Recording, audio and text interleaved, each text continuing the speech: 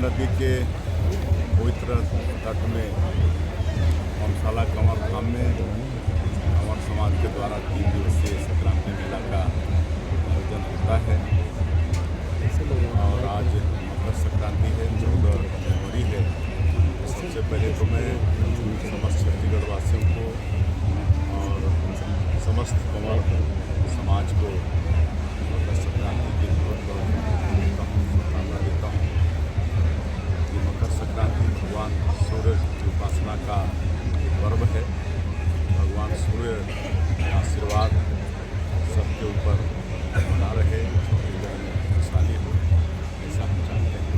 और आज द्वितीय दिवस है।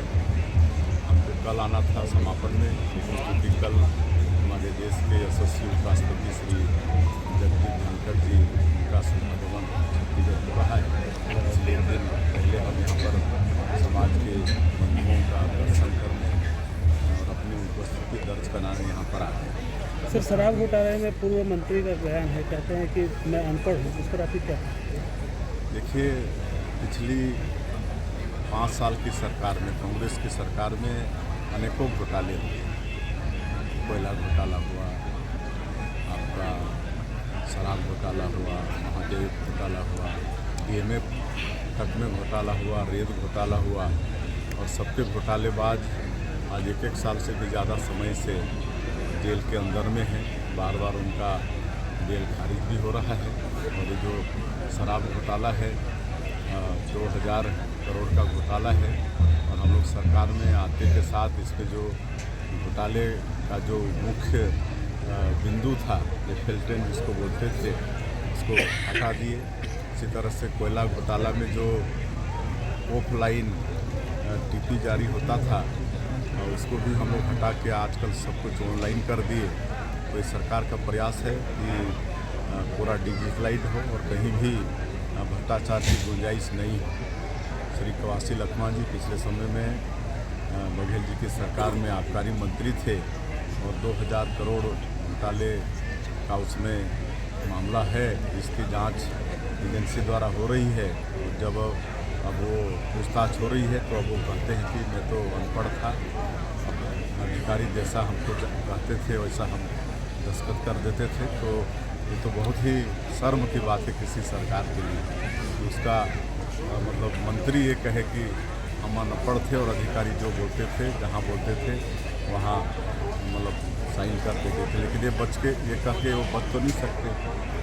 कार्रवाई तो बिल्कुल उनके ऊपर अगर सिद्ध होती है, दोष सिद्ध होता है तो उनके ऊपर भी कार्रवाई। PSC घोटाले में भी आरोपी लगातार। हाँ, PSC घोटाले में भी जिस तरह से 2022 के PSC में भारी घोटाला हुआ था, जो टॉप 20 के बच्चे थे, सारे बड़े बड़े अधिकारी, बड़े बड़े उद्योगपति नेता के बेटा थे, और जिसमें आपत्ति हुई थी।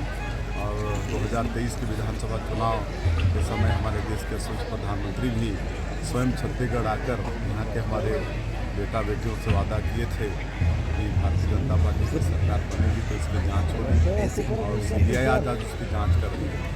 और PSC का जो चेयरमैन था वो अंदर है, जो परीक्षा नियंत्रक एक महिला थी वो अंदर है, और जो भी रिश्वत देकर अपने बच्चों की नियुक्ति कराए थे, लगातार वो भी जेल जा रहे हैं। और जैसे जैसे जांच का दायरा बढ़ेगा वैसे वैसे दोस्तेदार लोग जेल के अंदर जाएंगे। सर, ये पत्रकार सुरक्षा कानून कब लागू हो रहा है सर? जी, पत्रकार सुरक्षा कानून को लेकर कब लागू कर रहे हैं? देखिए, अब अभी जो बीजापुर में पत्रकार के साथ में जो घटना घटी, उसका हम लोगों को दुख है, उसकी निंदा भी करते हैं। लेकिन आप सबको मालूम है कि सरकार कितनी मुस्तैदी के साथ कार्रवाई की, और निश्चित रूप से आज हमने फिर घोषणा किया है कि उस पीड़ित परिवार, पत्रकार के परिवार को 10 लाख मुआवजा देंगे, और उस पत्रकार के नाम से एक पत्रकार भवन का निर्माण भी करेंगे, और पत्रकारों के हित में सरकार सोचेगी।